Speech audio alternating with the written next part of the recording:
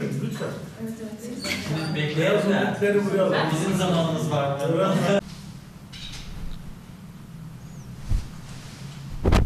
Ülkemiz çok kritik bir dönemden geçmektedir. Çin'de başlayan korona virüsü hızla Avrupa Birliği ülkelerine yayılmış.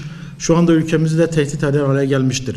Ülkemizdeki vaka sayısının az olmasına rağmen ilerleyen günlerde bunun hızla artacağı, tedbirlerin yeterince uygulanmadığı tekdide daha korkunç bir şekilde alacağı otoriteler tarafından öngörülmektedir. Halkımızı burada uyarmak istiyorum. Bizim gördüğümüz kadarıyla, hastalarımızda gördüğümüz kadarıyla koronavirüs tehlikesi yeterince halkımız tarafından algılanmamaktadır ve tedbirler yeterince uygulanmamaktadır. Sağlık otoritemiz, Sağlık Bakanlığımız ve diğer sağlık otoriteleri yeterince tedbirler almakta ve bunları halkımıza duyurmakta, fakat halkımız bu tedbirleri kendi günlük hayatına yeterince sokamamıştadır. Özellikle Malatyalılardan ricamız çok mecbur kalmadıkça evlerinden çıkmamaları, evlerinden ayrılmamaları, dışarıya çıkmamalarıdır. Bu çok önemli bir faktördür. Mümkünse herkes evlerinde kalsın. Özellikle 60 yaş üstü kronik hastalığı bulunan şeker, diyabet, hipertansiyon ve benzeri kronik hastalığı bulunan hastalarımızın daha büyük risk altında olduklarını ve dışarıya çıkmamalarını tavsiye ediyoruz. Evet, koronavirüsle ilgili sağlık otoritemiz ve meslek örgütlerimiz hızla tedbirler almaya başlamıştır.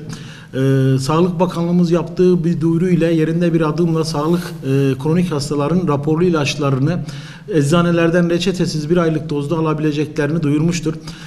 Bu nedenle bu tür hastalarımızın hastanelere gidip hastanelerimizi meşgul etmek yerine eczanelerimize gelip kronik hastalık ilaçlarını eczacılarından bir aylık dozda alabilirler. Bunlara dikkat etmelerini istiyoruz. Yine eczanelerimiz bu konuda dezenfeksiyona gereken önemi vermekte, gerekli tedbirleri almışlardır. Ben bir şeye dikkati çekmenizi istiyorum. Hiçbir virüs alacağımız tedbirlerden güçlü değildir.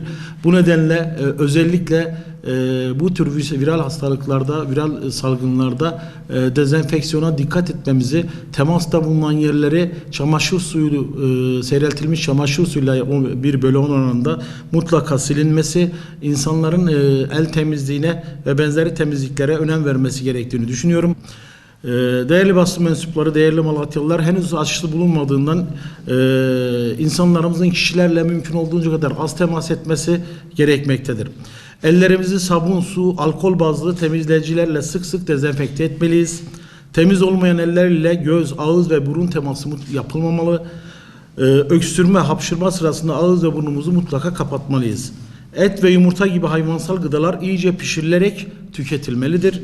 Çiftlik hayvanları ya da vahşi hayvanlar korumasız temastan kaçınılmalıdır. Grip belirtisi gösteren kişilerle temastan kaçınılmalıdır. Bağışıklık sistemini güçlendirmek için önlemler ve gıda takviyeleri alınmalıdır. Kalabalık ortamlarda maske takılmalıdır.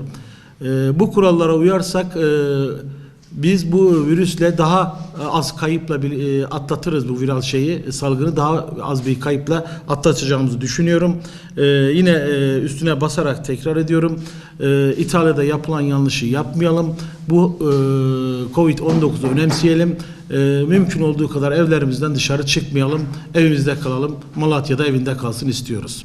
Tüm eczacılarımız bir yandan oluşan aşırı talep karşısında hasta sağlığı açısından sorun teşkil etmeyecek güvenilir malzemeleri, maske, dezenfektan, eldiven, ateş ölçerleri hastalarına sunabilmek için olağanüstü çaba sarf ederken bir yandan da ürün temininde aşırı bir fiyat artışıyla boğuşmak zorunda kalmaktadırlar. Tüm halkımız bilmelidir ki yaşanan fiyat artışının sorumlusu asla eczacı değildir. Kendileri de risk altında olmalarına rağmen ettikleri yemin gereği 7/24 sağlık hizmeti veren eczacılarımıza yöneltilen bu suçlamaların gerçeklik payı yoktur. Bu suçlamalarla baş etmeye çalışırken asıl görevimiz olan danışmanlık hizmetimiz sekteye uğramaktadır. Biz eczacılar olarak işin ticari kısmıyla değil, sağlık kısmıyla uğraşmak istiyoruz.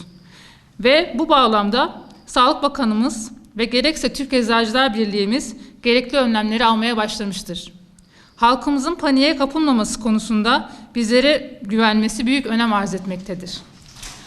Gerek Türk Eczacılar Birliği olarak, gerekse Malatya Eczacı Odası olarak hem halkımız hem de meslektaşlarımız için bir takım önlemler almış bulunmaktayız.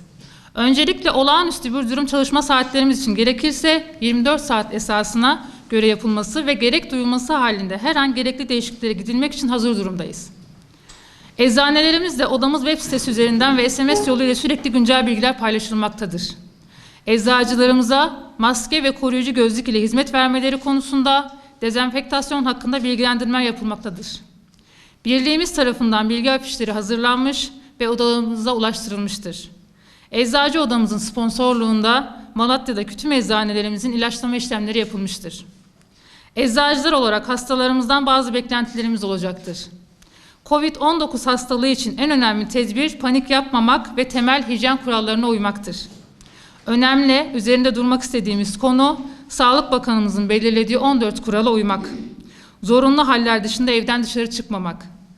Yurt içi ve yurt dışı seyahatlerini iptal etmek. Yurt dışından gelenler için 14 gün kuralına uymak.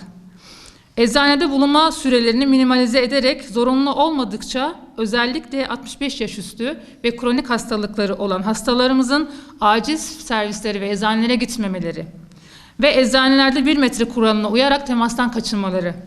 Gitmeleri gerekli hastanelere ve eczanelere gitmeleri gerektiğinde ise maske takarak gitmeleri, özen göstermeleridir.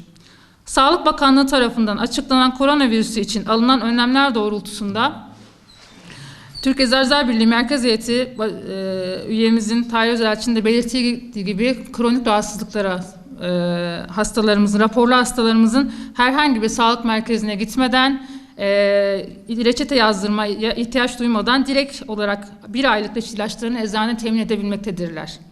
1 Mart 2020 tarihinden sonra bitecek olan ilaç raporları süreleri 30 Haziran 2020'ye uzatılmıştır. Hastalarımız bu konuyla alakalı en yakın eczaneye başvurabilirler.